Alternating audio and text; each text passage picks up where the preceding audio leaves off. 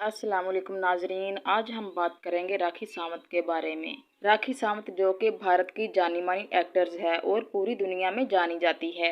आज हम आपको इनकी ज़िंदगी के ऐसे हक़ाइक़ के बारे में बताएंगे जो आपने पहले कभी नहीं सुने होंगे। तो नाजरीन, इससे पहले जल्दी से हमारे चैनल को कर दीजिए सब्सक्राइब ताकि हर आने वाली नई वीडियोज़ का नोटिफिकेशन आपको मिलता रहे।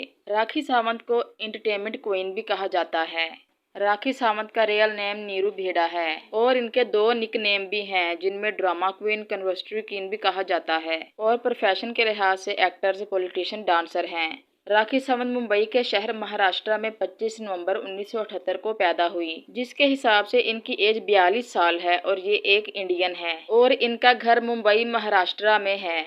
राखी के पहले वालिद ने राखी की पहली वालदा को छोड़ दिया था, जिसके बाद जिया भेदे ने दूसरी शादी आनंद सावंत से की, जो कि एक पुलिस कांस्टेबल था। उसी ने राखी सावंत को नीरू के नाम से राखी सावंत का नाम दिया, जिसकी वजह से आज पूरी दुनिया राखी सावंत को राखी सावंत के नाम से जानती है। मिठीबाई कॉलेज से पढ़ाई पूरी करने के बाद राखी सावंत ने अपनी पहली फिल्म का आगाज अग्नि चक्कर से शुरू किया। उसके बाद कई फिल्मों में आइटम नंबर करते हुए अपनी पहचान बनाई, जैसा कि जोरू का गुलाम, जिस देश में गंगा रहता है, रास्ते हैं प्यार के। लेकिन इनको अपनी जिंदगी में कैरियर का सबसे बड़ा ब्रेक मिला सॉन्ग मोहब्बत है फिल्म मिर्ची से, जिसके लिए 4 बार राखी सावंत ने ऑडिशन भी दिया था। नाजरीन, राखी सावंत के बारे में कुछ और बातें भी आपको बताते चलें। राखी सावंत नेशनलिटी के हिसाब से इंडियन थी और बाद में इन्होंने अपना मजहब तब्दील करके ईसाई बन गई। राखी सावंत ने कई फिल्मों में काम किया, जिसकी वजह से राखी सावंत ने खूब दौलत और शोहरत कमाई। फिर राखी सावंत की शादी की चर्चा होने लगी, जो कि राखी सावंत के साथ ही काम करता था, जो कि इसका एक्स बॉयफ्रेंड अभिषेक अवस्थी था। फिर इसके बाद एक और एक्स फियांसी एलिश पेरू जामवाला बन गया था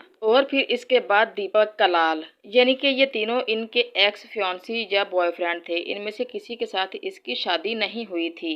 फिर सुनने में आया कि आदिल दुरानी नामी मुसलमान लड़के के साथ इसकी शादी हो गई, लेकिन शादी की वीडियोस या तस्वीर इन्होंने सोशल मीडिया पर वायरल नहीं की। आदिल दुरानी के साथ शादी करने से पहले मुसलमान हुई और इसका नाम फातिमा रखा गया। इसी ने कहा कि वो आदिल दुरानी से प्यार करती है। अगर आदिल दुरानी इसे कहेगा तो वो अपने जिस्म से टैटू भी मिटा देगी और छोटे छोटे कपड़े छोड़कर वो पूरी तरह अबाया भी पहनने के लिए तैयार है। फिर राखी ने उम्रा किया और 5 वक्त की नमाज पढ़ने लगी और पूरे रमजान के रोजे भी रखे। राखी ने कहा कि जब किसी मुसलमान लड़के से शादी करते हैं तो इस्लाम कबूल करना पड़ता है और मैंने जबरदस्ती इस्लाम कबूल नहीं किया, बल्कि अपनी खुशी से इस्लाम कबूल किया है और मुझे इस बात की खुशी है कि अल्लाह ने मुझे अपने घर में बुलाया है। और राखी ने ये भी कहा कि अल्लाह जिसे चाहे उसे ही अपने घर बुलाता है।